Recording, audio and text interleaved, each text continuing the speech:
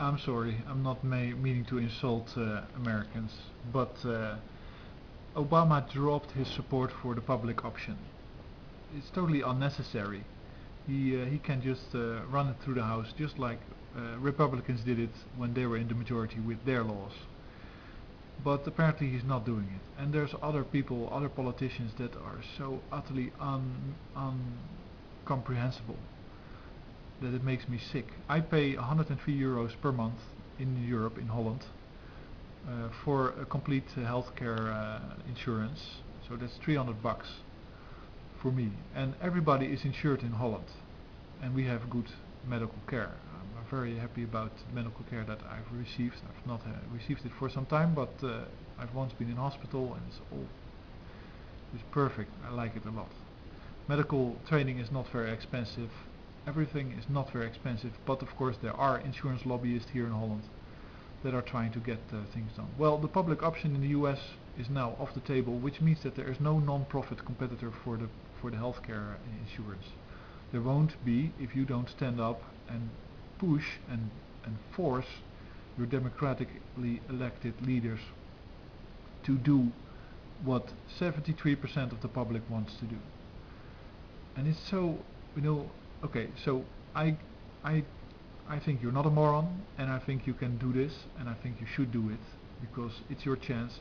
Otherwise you have to wait for 20 years, and imagine how much money you will pay if you take the difference between my health insurance and your health insurance, and do that times 12 times 20, because that is the time it will take before you get another chance to do anything, if you ever get a chance. But what I read here, for instance, is like this Blanche Lincoln, is a Democratic senator from Arkansas. What she says is just mind-boggling to me. She says, for some of my caucus, when they talk about a public option, they're talking about another entitlement program, and we can't afford that right now as a nation. So she says, when some of the people in my constituency talk about this healthcare public option, which is a non-profit, non-government funded thing, they're talking about another entitlement program, so they're misunderstanding it and they're talking about another entitlement program, and we can't afford that right now. And we can't have another entitlement program, even though it is not. The public option is not an entitlement program. So she says, because my caucus misunderstands the law that is proposed, and we can't have what they misunderstand it to be, I'm going to vote against it.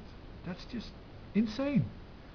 I think what she means is, if I want to get my campaign funded in 2010, I need the money from the health insurance industry, so that's why I'm voting against it.